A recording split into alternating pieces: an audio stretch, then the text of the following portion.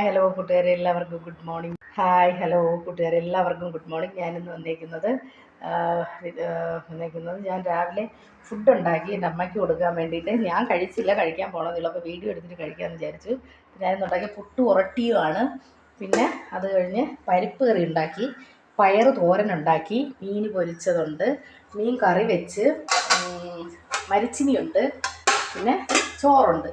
ഇത്രയാണ് ഞാൻ ഉണ്ടാക്കിയതെന്ന്. അപ്പോൾ നിങ്ങൾക്കിന്ന് ടിപ്സ് പറഞ്ഞുതരാം എന്താണെന്ന്.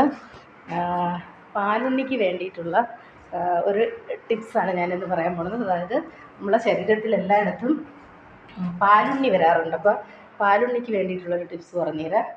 അതായത്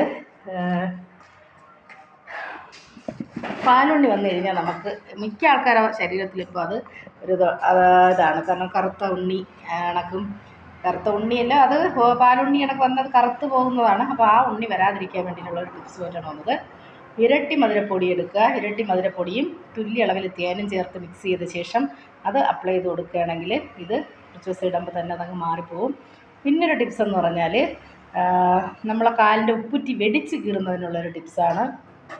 അതായത് ഇന്നലെ ഞാൻ പറഞ്ഞായിരുന്നു, എങ്കിലും ഒരു ടിപ്സ് കൂടെ ഞാൻ പറഞ്ഞു തരാം.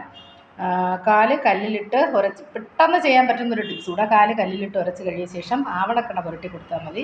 അപ്പോൾ അത് മാറും. ഇനി